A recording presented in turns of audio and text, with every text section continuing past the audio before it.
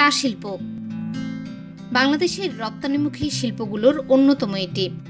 এই অঞ্চলে এই শিল্পের প্রায় ২০০ বছরের ইতিহাস ঐতিহ্য থাকলেও চা শ্রমিকদের ভাগ্যের তেমন কোনো পরিবর্তন নেই। চা জনগোষ্ঠীর অনেক শিশু পড়াশোনার সুযোগ পাওয়ায় ভাগ্য পরিবর্তনের আশা জেগেছিল তাদের, কিন্তু করোনার কারণে শিক্ষা তো দূরের কথা, সংসার চালানো কঠিন হয়ে পড়ছে। মৌলভীবাজারের চা শ্রমিকরা জানান, দৈনিক ১২০ টাকা মজুরি দিয়ে সংসার চালানো খুবই কঠিন হয়ে পড়ছে। তার উপর করোনার কারণে অধিকাংশ শ্রমিকই বেকার। যারা নিয়মিত কাজ করছেন, করোনায় আক্রান্ত হলে তাদের জন্য নেই বিশেষ কোনো সুবিধা। আমরা চা শ্রমিক ৮ ঘন্টা ডিউটি করি, পাতা তুলি, রোদের মধ্যে জ্বলে পুড়ে অনেক কষ্ট করি, কিন্তু এই চা পাতা অনেক জায়গায় যায়, বিভিন্ন জায়গায় যায়, কিন্তু এই রুজিটা আমরা পাইনি।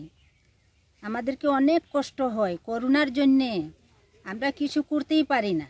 আমরা যে চলার মতন নিজের পেটের ভাত দিব না, কাপড় চোপড় কিনবো না, কিভাবে কি করব, আমরা কিন্তু এইভাবে পারতেছি না।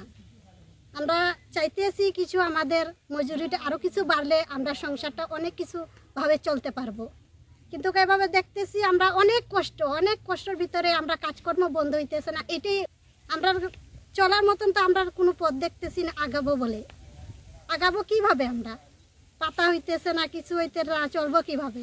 আমরা দিন পাইতেছি, মাসে আমরা সপ্তাহে পাইতেছি টাকা, সপ্তাহে আমরা কিন্তু হয় না। চালের কেজি হয়ে গেছে ৪৫ টাকা, ৫০ টাকা, আমরা কিভাবে করব? পরে তো রোদ তাপের মধ্যে, করোনা ভাইরাসের মধ্যে আমরা কাজ করতে আসি, খাইতে আসি।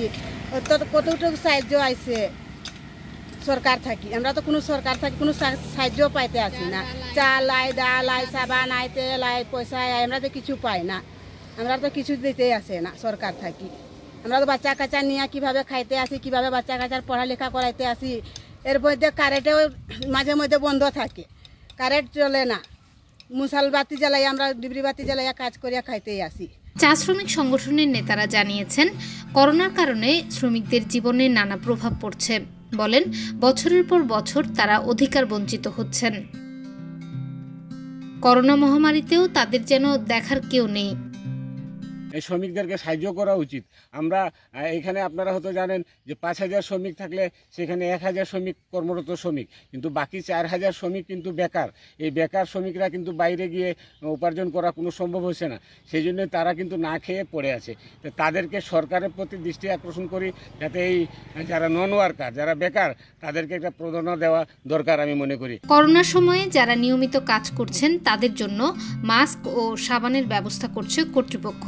জানান, মহামারীতে বাগানে স্বাস্থ্যবিধি মেনে চলার চেষ্টা করছেন তারা, তবে বৃহৎ এ জনগোষ্ঠীর সুরক্ষা ও দাবি পূরণে প্রয়োজন সরকারের সহযোগিতা।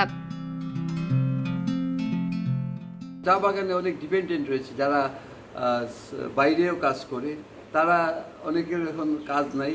তাদের সাহায্যের জন্য যদি সরকার এগিয়ে আসেন, তাহলে চা বাগানের শ্রমিকরা তাদের যে পরিবারগুলা তাদের উপকৃত হবে। দেশের ১৬৭টি চা বাগানের ৯২টি মৌলভীবাজার জেলায়। শ্রমিকদের ঘামে শ্রমে বছর বছর চায়ের উৎপাদন লক্ষ্যমাত্রা ছাড়ালেও তাদের ছেড়ে যায়নি দারিদ্রতা।